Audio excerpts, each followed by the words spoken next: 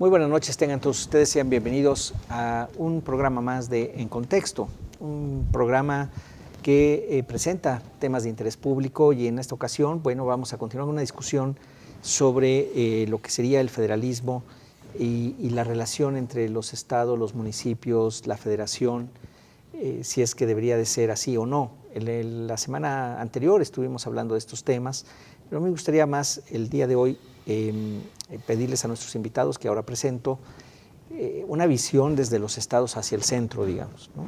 Es decir, cómo se ve desde los estados lo que está ocurriendo en el centro, y hay estados que tienen mucho mayor independencia, entre comillas, o ni tan entre comillas que otros, o donde tienen problemas particulares que hacen ver muy lejano al centro, sobre todo en el norte del país o muy en el sur, ¿no? Entonces, tenemos aquí al doctor José Antonio Meyer, quien nos acompaña como siempre. Toño, muchas gracias por estar con nosotros. Muchas gracias. Y desde luego al doctor René Valdivieso, profesor investigador de la Ibero de Puebla. Desde los estados, porque, digamos, tú estuviste recientemente en Tijuana, veías el problema de la migración, que bueno, sigue vigente, y bueno, para Baja California, para Tijuana, es un broncón, ¿no? Sí, terrible. Terrible. Y bueno, ¿y la federación dónde quedó? ¿Sí están apoyando? ¿No? ¿Debería de entrar completamente? Luego la separación entre estados o digamos, yo vería un papel fundamental de los estados que están creciendo muy rápido contra otros que han crecido muy, muy poco, y que hay una tremenda disparidad, hay una polarización de prosperidad en el país muy marcada, ¿no? Entonces, ¿cómo lo ves? ¿Cómo se ve desde los estados y, digamos, en su conocimiento, en su opinión, René, esta relación con el centro? No sé si decir si lamentable o afortunadamente, ahorita está atravesada por el resultado electoral. Y yo creo que esta relación de los estados se ve en función de cómo fue la elección ahí. Es muy diferente la manera en que Puebla está viéndose y está relacionándose con el centro del país, con los poderes federales, a Tabasco. Estuve también hace un poquito más de un mes en Tabasco. Completamente diferente, es radical. Entonces, ¿Cómo es aquí, cómo es allá? Digo, para ponerlo claro.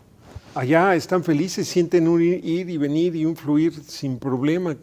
Plantean que todo se les va a empezar a resolver mágicamente, o realmente, no son mágicamente. Y yo les preguntaba, bueno, ¿por qué? ¿Porque el presidente es de aquí? No, porque ellos sienten que ahora se destraban todas esas oposiciones políticas que existían cuando había una visión política diferente gobernando. Por eso se ve diferente Puebla. A pesar de ser del PRD Núñez, ¿no? Sí, pero finalmente Núñez al final parece que no tiene una buena relación con... Sobre todo Núñez se queda en el PRD, no se va a Morena. Entonces eso marcaba ya una diferencia. Pero independientemente de eso, el caso Puebla, pues, más con todo el lío que tiene, pues, no fue invitada la señora a la reunión de la CONAGO, y si fueron invitados otros. Se entiende que aquí está impugnada una elección y que está en trámites, pero independientemente de eso, mientras no se resuelva otra cosa, pues ahí estaba, ¿no? Entonces, eso hace que se vean desde el punto de vista diferentes relaciones, diferentes flujos y dinámicas con relación al centro del país y a los poderes federales desde la óptica política, lo cual no debería de ser, lo cual debería de estar mucho más para allá. Y volvemos a lo que comentábamos hace 8 días. Realmente existe una cultura y unas instituciones locales que permitan establecer, sostener, hacer funcionar lo más adecuadamente posible un esquema de federalismo. Yo sostenía que no. Sí. No, en este momento yo creo que tienen razón. O sea, y bajo ese esquema plantearse el tema de, bueno, ¿qué hacemos y qué está pasando estatalmente? ¿Cómo está? Bueno, pues atraviesan una serie de factores. De entrada, esta lista no tan pequeña de gobernadores con líos, que dejaron líos además. Y está empezando ahorita, 9 gobernadores están empezando. ¿Será posible que incluso los que sean más afines mantengan una relación diferente o eso va a fortalecer más su posición al interior de sus estados y van a ejercer mayor control, lo cual sería un absurdo? Sí. Entonces, México ahorita tiene por definición un pacto federal, tiene que ser un país federalista, con federalismo. Las medidas que se están tomando me parecen correctivas en términos de eso, aunque tú decías la semana pasada que parecía que no se encaminaban a que después esto fuera mejorando. Yo ahí diría, bueno, esto está por verse, te concedería el beneficio de la duda, el beneficio de la duda, nada sí. más. No, sí, porque además es cierto, Sí. estas cosas solo se ven caminando, no se ven antes.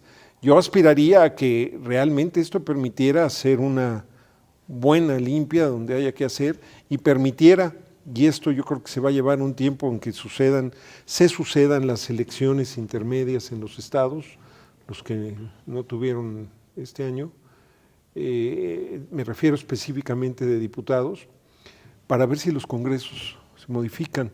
Y si esto se modifica, esto cambiaría muchas cosas, porque de entrada cambia las auditorías superiores de los estados, que es un elemento de control con los municipios.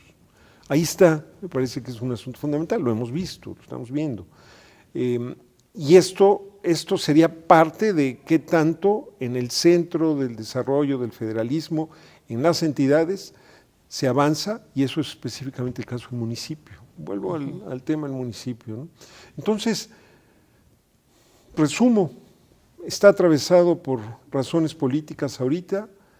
Yo esperaría como un primer momento de corte de caja para empezar a revisar si efectivamente al cambio de los legislativos en los estados, que ciertamente van a tener otra composición, y veo difícil que los gobernadores puedan ahorita, ¿qué palabra será bonita? Operar para tener control de sus legislativos. Veo difícil que puedan tener un poder afín completamente, sino que tendrían un contrapeso que permitiría que efectivamente se pudieran desarrollar políticas de otro tipo que caminarían hacia el federalismo. No sé, algún día me decía alguien, René, ¿por definición es mejor el federalismo que el centralismo? Es una buena pregunta. Sí, ¿no? No, por definición. Francia es centralista, China también. China, bueno, China, pues ahí tú di. Singapur también. Tú, Toño, ¿cómo ves desde los estados esta perspectiva? Hay un viejo refrán muy chilango que dice que después de México todo es Cuautitlán, ¿no? Yo me acuerdo que era muy común en los 50 ese comentario, pero de alguna manera te refleja esa idea que desde el centro siempre se ven las provincias, ¿no? Es decir, que lo que está en la periferia tendría que simularse a lo del centro, y cuando tú vives en las regiones ves el centro de una manera muy diferente, ¿no? ¿Por qué? Porque, digamos, no es lo mismo vivir en la zona urbana de Guadalajara, donde la concepción del desarrollo y del bienestar y todo esto se ve de una cierta manera, que vivir incluso en Ciudad Guzmán, ¿no? ¿Por qué? Porque el desarrollo tiene un impacto diferente, la acción del gobierno, la intervención del gobierno es muy diferente, ¿no? Entonces, volvemos un poco a lo mismo, ¿no? Es decir, se agregaría a este debate entre descentralización, federalismo, desconcentración. Por supuesto que somos un Estado jurídicamente federalista, ¿no? Pero tal vez la vocación de ser un país, de un pacto federal, ¿no? Donde las regiones y el centro se compaginan de alguna manera, le agregaría el elemento del concepto del desarrollo. Si tú vas a Oaxaca, tú ves un tipo de desarrollo muy distinto al que ves en Nuevo León, ¿no? No, bueno, hay ¿Sí? mundo es un contraste. O el que se está generando desde hace varios años en Aguascalientes, ¿no? Con la llegada de las automotrices, o en la zona del Bajío, y lo que estamos generando acá en la zona de Audi, ¿no? Es decir, son parecería que son los mismos fenómenos, pero con manifestaciones distintas, ¿no? René señalaba algo que me parece fundamental.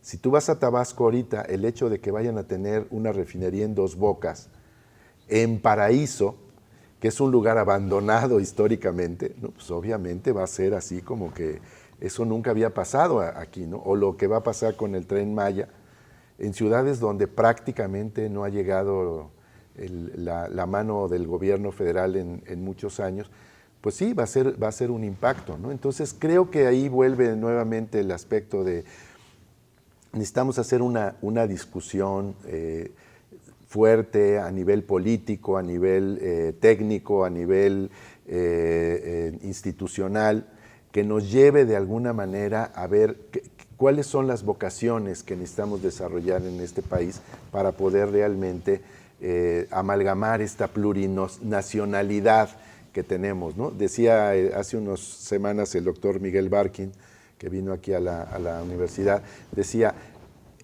entender que somos un país plurinacional es una cuestión de principio. Mientras sigamos discutiendo si somos o no somos, nos hemos detenido 2 siglos, ¿no? Entonces, creo que es algo que hay que aceptar y reconocer. Somos un país diverso, somos un país con diferentes formaciones sociales, inclusive, que tendríamos que considerar para un proyecto de construcción de lo nacional, ¿no? De lo nacional dentro de lo diverso que debía ser, ¿no? Nos tenemos que ir a un corte, Sí. pero me parece que podemos arrancar desde ahí, como ha pasado en Europa, ¿no? Tantas regiones, claro. en España, en Francia, en fin, que son casi países aparte, pero los junta una unidad.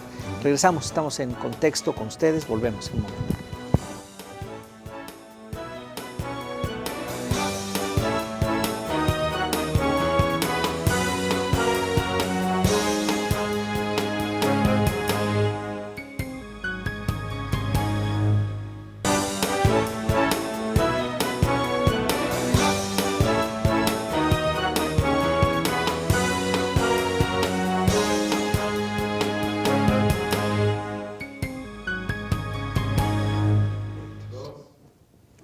Seguimos en su programa En Contexto y bueno, estamos hablando aquí de las diferencias un poco regionales y como bien lo planteaste al inicio del programa, cómo se ve el país o el centro desde las regiones o desde las diferentes estados hacia la federación, ¿no? Y nos comentabas Pues sí. estas diferencias económicas inclusive, ¿no? Sí, mira, estaba revisando apenas datos sobre el crecimiento económico de los diferentes estados y en el centro norte del país hay más de 12 estados que han crecido entre el 4 y el 5,5% anual en promedio durante más de 10 años.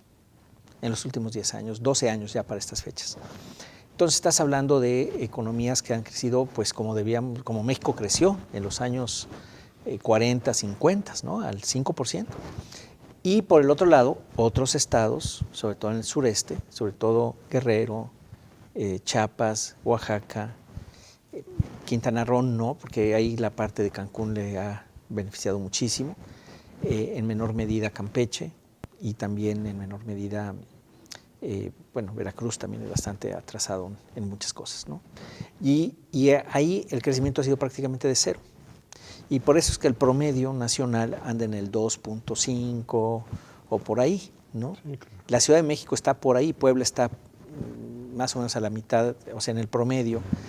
Pero entonces, si tú tienes una serie de estados y, bueno, toda una región grande del norte del país que está creciendo al 5 o 5,5%, al cabo de 10 años, cuando otros crecen cero, pues ya se despegó. Y lo que ha faltado, yo creo, es justamente políticas compensatorias que permitan que también el sur cuenta, ¿no? Claro. Como la canción de Benedetti. Entonces, sí me parece que la visión de los estados hacia el centro va a ser muy, muy distinta en este gobierno. Depende de qué estado. Rayado por lo político, como bien mencionas, ¿no? Hay quien se lleva bien, quien no se lleva bien, más afines, no sé. Pero es una situación totalmente diferente. Digo, la pobreza extrema, por ejemplo. La pobreza extrema En Nuevo León no llega ni al 1%, ni al 1, 0.6%, lo vi hoy en la mañana. La pobreza extrema en el norte anda no más allá del 2%, 2 y tantito por ciento. En el sur, en estos estados que mencioné, está entre el 24 y el 28%, la pobreza extrema. O sea, no hay relación alguna. Y lo que se ve es, como en Paraíso, Tabasco, un enorme abandono que contrasta con una prosperidad pues, muy notable, con un mismo régimen legal y político, dicho sea de paso. O sea, pues al final de cuentas es lo mismo, el Estado de Derecho o no Estado de Derecho en un lado y otro. Entonces, sí es como muy importante ver por qué hay estas diferencias y qué se puede hacer para compensarlas, y si queremos un país o no queremos un país. Y ya nomás para terminar, perdón que me alargue, pero esto me recuerda a lo que sucedió con la caída del muro de Berlín, cuando Alemania Occidental decide elevar los impuestos en Alemania Occidental para apoyar a Alemania Oriental y traerla en 10 o 15 años al nivel de los occidentales, ¿no? Y al cabo de estos 15 años, hoy vemos una Alemania pues superpoderosa, unida, con sus problemas políticos como en todos lados, por otras razones, pero esa fue una decisión explícita. No fue el mercado el que definió esto, fue el Estado el que dijo, no, tenemos que ir al oriente, a Alemania Oriental, para levantarla al nivel que está en el occidente, ¿no? Y algo así parecería que es lo que se necesita en México. Lo más, yo, digamos, lo vería un poco así con eso. ¿Quién tendría la visión nacional para realmente tener esa visión de conjunto y saber dónde se necesita, lo que tú decías de desarrollo hace rato, o la semana pasada, no me acuerdo, para decir, aquí se necesita esto, aquí se necesita lo otro, aunque todos quieren lo mismo? Es como el caso de los municipios, todos quieren su central de bomberos, todos quieren entonces, ¿quién tendría esa visión? ¿Un esquema federalista muy desarrollado o un esquema central? Ahí está para mí otra vez la discusión. Sí, no, Diego, lo que pasa es que en el corto plazo, como bien decías, yo también estaría de acuerdo. Ahorita tienes que centralizar a fuerzas. Yo veo que hay un interés político más allá de eso. Y eso es lo que a mí más me preocupa, digamos. Pero de que sí se necesita mantener cierto control, sin duda, y a mí me parecería que ojalá fuera por la buena, hay por la buena y por la mala. Por la buena, que se dijera, oye, vamos a generar, como pasó en Alemania. Digo, hubo claro quien se opuso, pero en general la sociedad alemana estuvo de acuerdo en hacer ese esfuerzo por sus hermanos de Alemania Oriental. Y acá más bien parecería como que, pues, por la buena o por la mala, pero esto se va para allá. Y eso es lo que creo que pudiera mejorar, ¿no? En ese sentido. Mira, en relación a los datos que dabas, casi es igual en cualquier índice que tú revises, ¿no? Sí. Si revisas el tema económico, revisas los índices de desarrollo humano, los índices de competitividad, de transparencia, lo que sea, y siempre ese contraste, ¿no? Que donde hay más pobreza, hay menos inversión. Sí. Que donde hay más desarrollo industrial, hay más educación, ¿no? Entonces, son situaciones históricas ya que el país viene arrastrando y que no hay forma de revertirlo, ¿no? Incluso estos grandes contrastes entre las zonas metropolitanas que estamos generando y los pueblitos paralelos, ¿no? Donde inmediatamente notas el contraste, ¿no? entre esta gran visión de aldea global, ¿no? y las pequeñas comunidades que no logran satisfacer ni sus necesidades básicas. Y ahí, pues, como bien dices, es un problema de políticas públicas. La cuestión es de qué manera estructurarlas y de qué manera gestionarlas para que realmente tengan el impacto, ¿no? Y sobre todo, ya ni siquiera pensar en los impactos o en los efectos, sino en las multiplicaciones que permitan que ese efecto no se regrese, ¿no? Porque puedes repartir dinero a la gente y cuando se lo acaba vuelves al mismo problema o peor que como estabas antes, ¿no? Entonces habría que pensar en que esa inversión que se tendrá que hacer en el sur del país, pues tendrá que generar, detonar en desarrollo y en nuevas formas para poder en un momento dado seguir caminando, ¿no? Porque no puedes seguir subsidiando, ¿no?, de este tipo de cosas, ¿no? Yo les diría, sí, yo veo con muy buenos ojos la intención del nuevo gobierno de Andrés Manuel López Obrador de ir mucho hacia el sur. Lo veo con buenos ojos, en el sentido, por esta razón de la que estamos hablando. No estoy seguro que más bien creo que algunas de las cosas que está planteando no son las más productivas ni las que generarían mayor desarrollo y prosperidad en mediano y largo plazo, considerando otras cuestiones, como lo de la refinería, por ejemplo. Pero sí entiendo y sí creo que debe de hacerse un gran esfuerzo por desarrollar el sur, sin lastimar al centro norte. O sea, ¿de qué te sirve que el sur empiece a crecer a lo mejor al 1%, al 1,5%, y acá les das decates y en lugar de crecer al 5%, pues te van a empezar a crecer al 2 o al 3%? Pues ya se amoló la cosa, porque vas a acabar igual o peor de como estabas. Por eso estoy tan convencido de que fue un error lo del aeropuerto, porque lo que hace es ponerle un freno al desarrollo allí donde se está creciendo rápido. Ahora, eso, si no iba a costar dinero público, ese dinero público, mejor pónselo en el sur. Lleva ese dinero al sur y que haya una mayor inversión en educación, obviamente en infraestructura, en salud, que permita pues que vaya la cosa mejorando gradualmente, ¿no? Entonces, yo sí vería que haya ese tipo de cuestiones. No sé cómo andamos de tiempo. Sí. Podemos ir a un corte y regresamos en un momento más a En Contexto.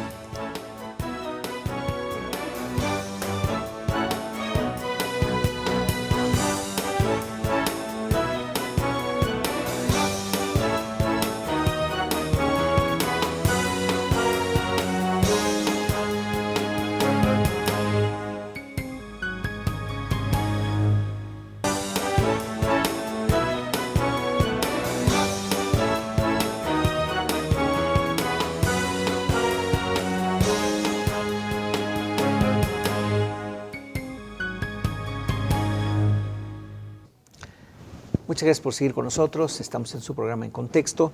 Bueno, con este tema de cómo se ven los estados y qué se puede hacer para tratar de emparejar un poco las cosas, ¿no? Entonces, no sé, Toño, ¿tú cómo ves con esa visión de esta disparidad tan grande que hay regionalmente en el país?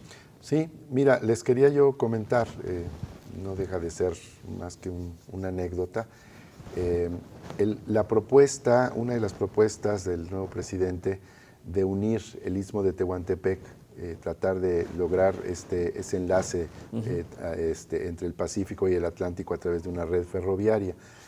Tuve oportunidad de estar en Panamá y adentrarme un poquito en el tema del Canal de Panamá. En realidad, el canal, la perspectiva de las empresas americanas que querían hacer este cruce, una era Nicaragua, que es donde está realmente la posibilidad de hacer física, ¿no? Para no tener que hacer tanto corte, digamos, de tierra. Y la otra era el Istmo de Tehuantepec, ¿no? Incluso te recordaste ese tratado Magley-Ocampo, donde se hablaba de la cesión del Istmo de Tehuantepec. Creo que ahí está un punto. Es decir, tú vas ahora a Panamá, y Panamá es uno antes del 99 y otro es después del 99. Es decir, ahora hay producción de riqueza. Antes del 99 es cuando el canal estaba en manos de las empresas americanas, viene el Tratado Torrijos-Carter, y entonces ahora el canal está administrado por el gobierno panameño. Y entonces te encuentras este gran contraste entre la nueva ciudad de Panamá y la vieja ciudad de Panamá, ¿no? Hay riqueza, hay inversión, hay entidades financieras, etcétera, pero digamos, ya hay una riqueza que se puede repartir, que se puede planificar su distribución e impacto en las diferentes comunidades. Una obra como la que se está planteando del Istmo de Tehuantepec puede detonar desarrollos alrededor, dependiendo de las vocaciones locales. Por supuesto que alrededor o hay pesca, o hay agricultura, o hay ganadería, ¿no? Es esta zona de Veracruz, Oaxaca, Chiapas, etcétera, donde es básicamente una vocación primaria. Pero esto puede generar una infraestructura de transporte ferroviario, carretero, etcétera, y eso puede permitir que esta zona se desarrolle. Claro. Entonces, pero hay que planificarla, no es simplemente pensar que porque ya puse el ferrocarril será el mercado el que marque la pauta, ¿no? Porque si no, entonces empieza a generarse chipotes alrededor. Claro. O sea, las condiciones, como bien dices, las hay, pero hay que planificarlas. Sí. Y hay que ver realmente la consistencia entre la inversión y las comunidades para que realmente esto tenga un impacto multiplicador, ¿no? Pues sí, incluso lo del Tren Maya, ¿no? Que si una cosa es que sea turístico y otra que podría ser más muy distinta, es que sea de carga de pasajeros, que se junte con la red ferroviaria del país, que se constituya en una inversión importante para el desarrollo económico y social de toda la entidad, no solamente del turismo. Uh-huh. Y no dejan, pues digo, al final de cuentas el turismo está muy bien, pero son salarios bajos, no son salarios muy altos. De modo que sí sería pues mucho más rentable, económicamente hablando, si se le da, como dices tú, se planifica adecuadamente, se invita a empresas a que se establezcan en esos lugares, pero para eso necesitas tener certidumbre, confianza, que las decisiones no se tomen de la manera como se han tomado, ¿no? Y pues digo que la gente quiere entrarle. Y me parece que eso es lo que puede, todavía hay una buena oportunidad para el nuevo gobierno de enderezar esa parte, ¿no? Sí, yo coincido contigo. Me quedé pensando en esto que Toño estaba señalando, ¿no? Del turismo de Tehuantepec. Ciertamente sería muy importante, siempre y cuando no nos pase. Todos estos problemas de Nicaragua se ha perdido de vista que empezaron porque los chinos querían patrocinar este asunto y de pronto empezaron los problemas gravísimos que tiene, ¿no? Además con una reacción verdaderamente absurda de Ortega. Pero independientemente de eso, o lo de Panamá, ¿no? Pues el problema está que también en esos años es cuando los capos se van de Colombia a Panamá, por eso hubo tanto dinero ahí. Lavado de dinero. Pero ciertamente sí se ve una diferencia importante. Perdón, nomás, te interrumpo. No, adelante. No, nomás como paréntesis de lo que decías de Panamá, entiendo que quien administra el canal no es propiamente el gobierno en turno, sino que es como una empresa descentralizada, manejada muy profesionalmente, con muchísima independencia del gobierno, y simplemente genera una renta, y esa renta se le pasa al gobierno, y el gobierno ya distribuye. Pero lo que es la producción como tal, la hace un profesional, digamos. Y de esa manera se despolitiza, se le quita esa parte que pudiera en un momento dado contaminarse con corrupción, etcétera. Perdón, cierro el paréntesis y te paso. Eso que se comentaba de lo del Tren Maya y lo del trabajo en Tehuantepec, estas obras en esas regiones que hacen falta, y más por el razonamiento que tú hiciste hace rato, me recuerda todo aquellos planes y programas que se hicieron de las cuencas en México, que realmente ubicaron y dijeron, vamos a agarrar la cuenca del Papaloapan, la cuenca del Balsas, etcétera, y hacer grandes trabajos que atravesaron entidades y que realmente se convirtieron en los modelos, no conozco el tema a fondo, pero modelos de desarrollo regional en su época. ¿Cómo no? Yo creo que ahorita tendría que caminarse eso, con las consecuencias que eso tiene para el cambio de relaciones con el gobierno federal, que sería el tema del federalismo, que es lo que nos tiene aquí sentados. Eso, en la medida que empiecen a crecer y demás, yo imagino que un estado como Nuevo León, independientemente del gobernador ahorita, Chihuahua o Querétaro, en fin, entidades importantes, Jalisco, lo estamos viendo también, con desarrollo, con fortaleza política, etcétera, establece una relación de mucho respeto con la autoridad. bajo un esquema centralista, bajo un esquema federalista y todo, pero lo establece. Incluso en la reunión de hace unos días de la CONAGO es la intervención, bueno, desde esa reunión se llegó con todo el planteamiento que había hecho el ahora gobernador Alfaro, ¿no? Pero ciertamente es muy diferente que si llega el gobernador de, no digo nombres porque nos ven en otras partes del país, van a decir que estoy diciendo, pero de otros estados que tienen condiciones Sí, ¿no? realmente pobres de desarrollo y que lo requieren. Entonces, la apuesta por el desarrollo creo que es la gran apuesta Sí. que tiene reales y efectivas consecuencias en lo que nos implica tener una visión de un país federal. Pues, y mira, ahí yo te diría, justamente, eso solamente lo puede hacer el gobierno central. Esto que estamos hablando de meterle dinero realmente al sur, etcétera, no lo pueden hacer los gobiernos estatales. Tiene que ser gobierno central, esa visión nacional compartida. Y por eso me gusta el caso de Alemania, porque no fue, digamos, no todo el mundo está de acuerdo, pero la gran mayoría sí, para poder hacer ese esfuerzo especial. Porque al final representó una reducción en el bienestar de los alemanes de occidentales, pues por lo menos en el mediano corto y algunos años. Les metieron más impuestos, punto, ¿no? Para beneficiar a los otros. Fíjate, el tipo de relación. Pero es en aras de algo mayor, en aras de algo mejor para todos. Entonces, sí me parece que ahí hay un trabajo político que se tiene que hacer, no lastimar a unos por darles a los otros, sino, y se puede, sí se puede convencer, creo yo, de hacer algo así, entendiendo cómo funcionan otros y entendiendo también que esa prosperidad que se ha ganado durante tantos años, a mi modo de ver, pues tiene mucho que ver con el comercio, con el propio Telecán que desarrolló muchas industrias, la llegada de la industria automotriz a México, pues digo, se nota en donde hay ese tipo, ya lo mencionaban ustedes hace un momento. Entonces, sí me parece que el gobierno tiene un papel muy importante que hacer. Qué bueno que se vaya al sur.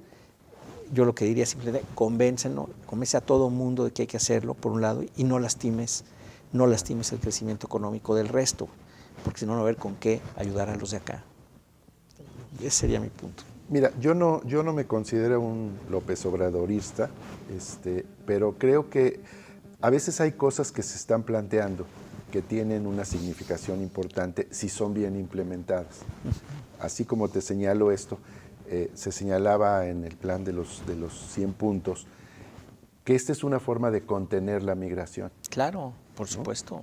O sea, vas creando filtros, ¿no? El Tren Maya, Dos Bocas. Que la gente se quede ahí. Es decir, y puedes de alguna manera, y ahí volvemos al ejemplo alemán, de cómo planificar la migración, ¿no? Es decir, cómo de alguna manera, ante esta incertidumbre que se vive en Centroamérica, con esta violencia política, militar, etcétera, si van a migrar, pues poder en un momento dado asimilar a estos migrantes e incorporarlos de alguna manera a la vida. Lo que está pasando en Alemania, ¿no? Están de alguna manera educando a los migrantes sirios, los están incorporando, les están enseñando el alemán, y si en un momento determinado estas personas se incorporan, pues les dan la nacionalidad y ya les dan acceso al trabajo, ¿no? Es decir, hay una planificación de cómo asimilar, de cómo incorporar al migrante, claro, sin rechazarlo, sin violar sus derechos humanos,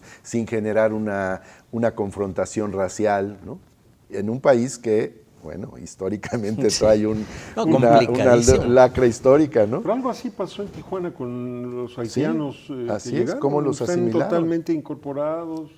Y los chinos en Sinaloa. Y los chinos, exacto. Claro. Pero fíjate, ahí, por ejemplo, la idea que ya lo presentó López Obrador con Estados Unidos, tratar de convencer a Trump y a Trudeau de invertir en Centroamérica, que era la idea del plan Puebla-Panamá de hace muchos años de Fox, ¿no?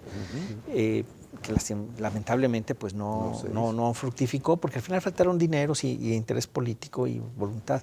Y me parece que lo que sí hay ahora es claramente una voluntad de López Obrador de irse hacia el sur. Eso está como muy clarito, ¿no? Y yo lo único que digo, muy bien, no friegues estos otros y hagamos las cosas bien, planificadas y bien, y va muy bien. En fin, tenemos que irnos a un corte.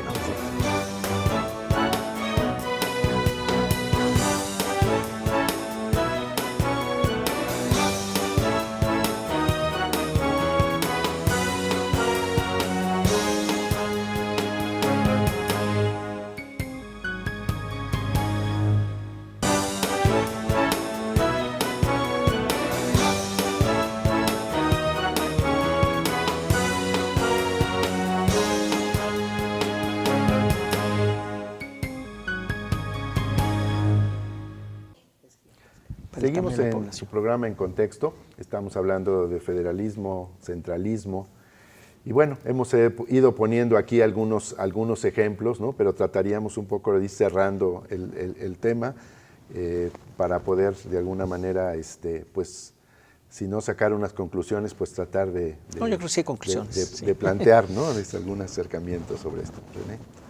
Bueno, en primer lugar, y yo creo que se desprende de este último parte que estuvimos hablando, yo creo que vamos a poder caminar hacia un sistema federal en la medida que se desarrollen las regiones en el país.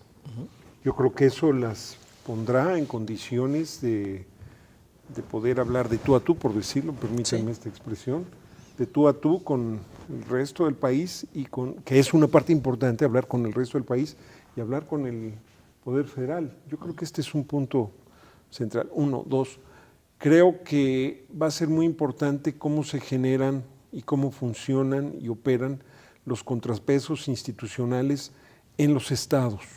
A mí me sigue preocupando desde la semana pasada en el primer programa el tema de municipios, si es una relación ejecutivo-estatal, legislativo-municipios.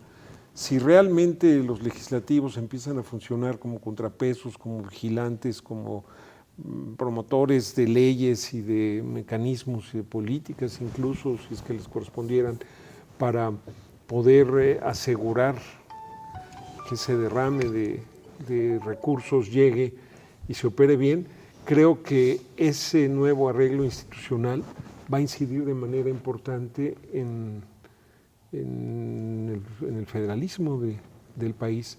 Y yo creo que esos temores de que se permanezca y se continúe un sistema central necesario ahorita, desde mi punto de vista, fundamental ahorita, muy importante ahorita, para tratar de corregir y reacomodar las cosas, y que espero que sea así. Si no, lo volveremos a discutir. No estoy yo que por definición sea uno mejor que el otro.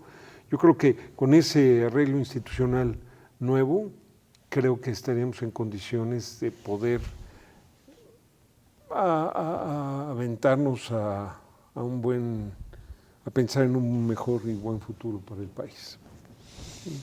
Pues mira, yo también creo que las condiciones están para poder tener un cambio importante. Sí hay una voluntad clara de irse hacia una mayor justicia social y tal.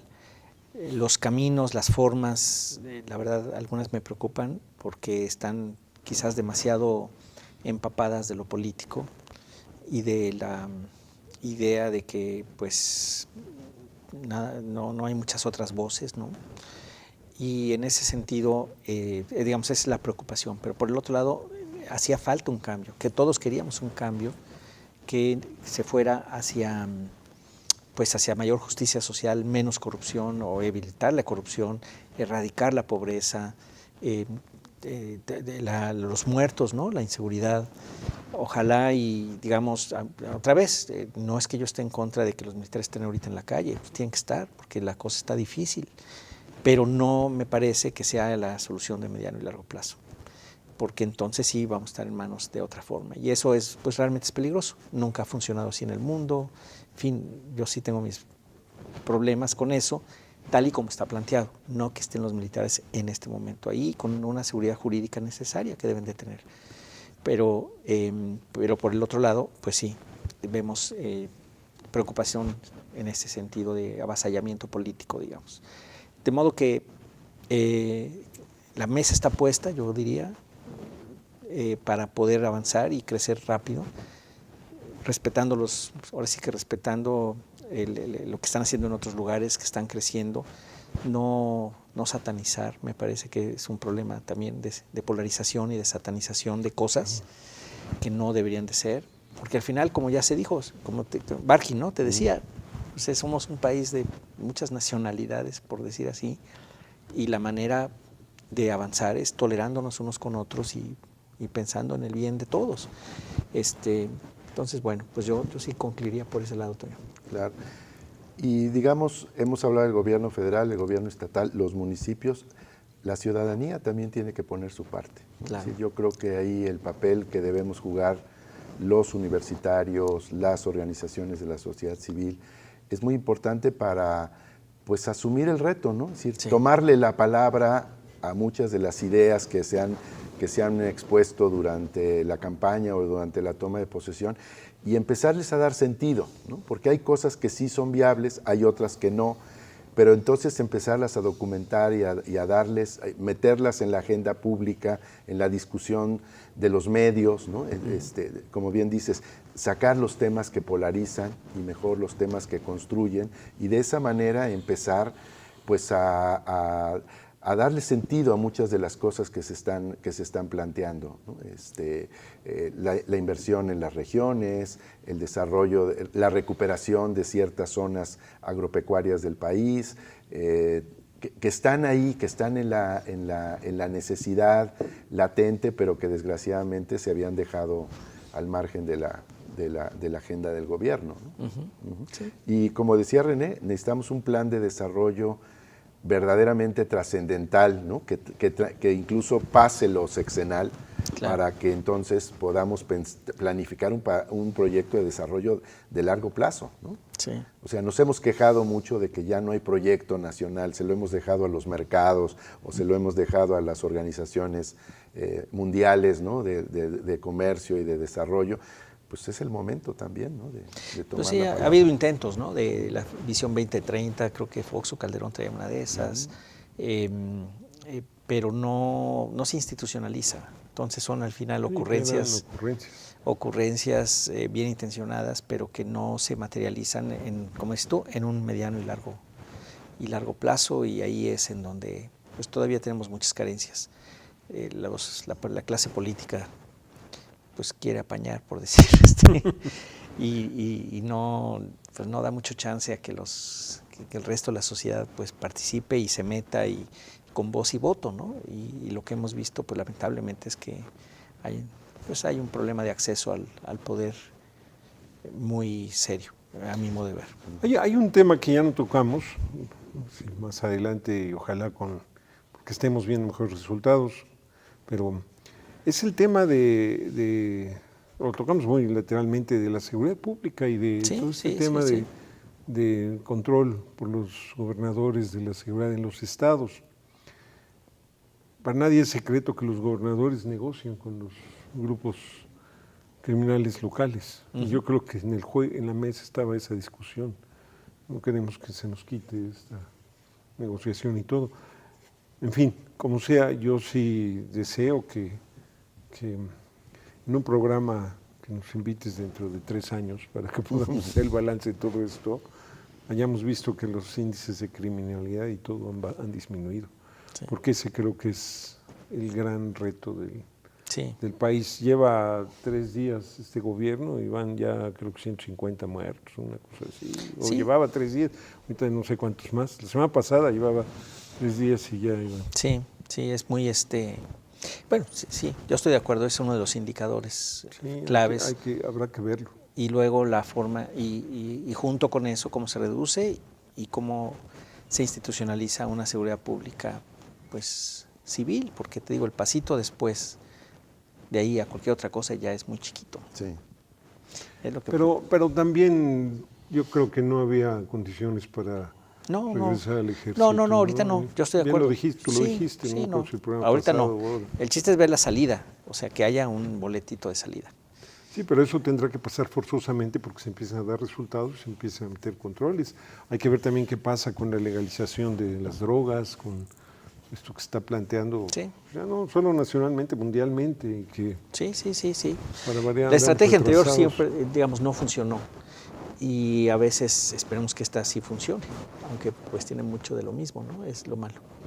Es cierto. En fin. En ciertos aspectos. Sí, y dentro de este ámbito de la seguridad pública, pues el papel de los estados y los municipios, ¿no? Porque en muchos estados está creciendo el tema de la inseguridad y la incompetencia, digamos en un sentido positivo, de los gobiernos municipales para contener esto, ¿no? ¿no? Es decir, no tienen policías, no tienen patrullas, no tienen armas, no tienen estrategia, ¿no? para enfrentar una delincuencia organizada pues cada vez más extensa, cada vez más violenta, y entonces pues el ciudadano obviamente percibe que no está protegido por sus autoridades, ¿no? ¿No? Y el terrible señalamiento de que todas las policías municipales, con las excepciones del caso, pero redijo que todas estaban infiltradas. Eso se dijo. Sí, pues no, pues eso no sé si sea cierto o no, pero... Dicen que el mismo cielo se estremecía al oír su... Entonces, bueno. Está bien. No. Es que así, eso me lo dijeron una vez y dije, pues sí. En fin, pues muchísimas gracias, Toño. No, al contrario, Enrique, muchas gracias. Muchas gracias. Con ese dicho terminamos, pero sí, yo creo que había que hacer, tenemos que hacer muchas cosas ahí y ojalá resulte. Sí, muchas gracias, Enrique. Un gusto, Toño, y felicidades a los televidentes por las fechas, ¿no? Las fechas de este diciembre. Muchísimas gracias a todos. Esperamos encontrarnos nuevamente en su programa En Contexto. Muy buenas noches, a la próxima.